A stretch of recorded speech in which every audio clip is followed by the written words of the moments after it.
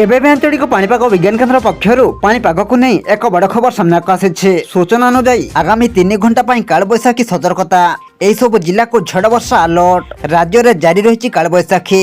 एणु गत 3 दिन हम तापमात्रा सामान्य ब्रेक लगी। कालबैशाखी प्रभाव में राज्यर बहु स्थान में पाग मेघुआ रोचे, किछि स्थान में कां भां वर्षा भी होउछि।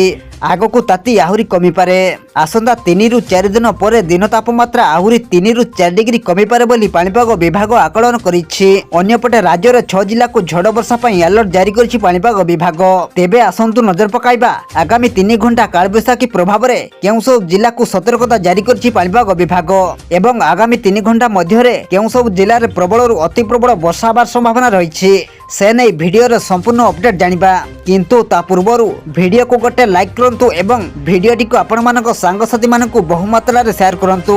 जदि हम चैनल रे आपण प्रथम थर वीडियो देखुछंती ताहले एबे ही चैनल को सब्सक्राइब करी पाखरे थिबा बेल आइकन को प्रेस करी ऑल ऊपर क्लिक करंतु, जहा द्वारा आगो को एमिति पाणीपाग संबंधी लेटेस्ट अपडेट आपण माने सर्वप्रथम हम चैनल माध्यम रे पाई परिबे।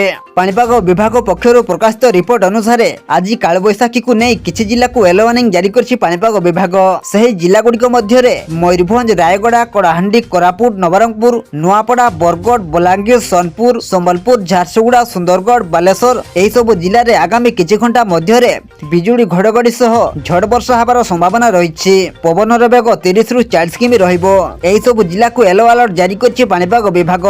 तेणु साधारण लोकों को निरापद स्थान रहिबा को परामर्श देछि पाणीपाग विभाग। शुक्रवार अर्थात आज दक्षिण ओडिशार किछि स्थान में घड़घड़ी सह कुआपथर वर्षा होई पारे। मालकानगिरी, कोरापुट, रायगड़ा, नवरंगपुर, कलाहांडी और कंधमाल झड़ वर्षा होई पारे।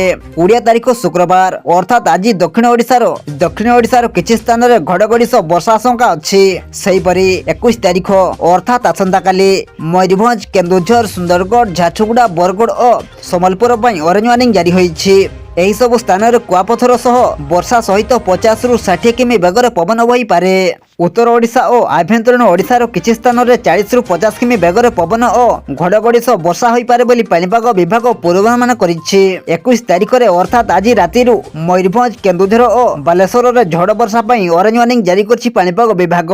आपण मानकु अनुरोध एथिप्रति सतर्क रुहंतु।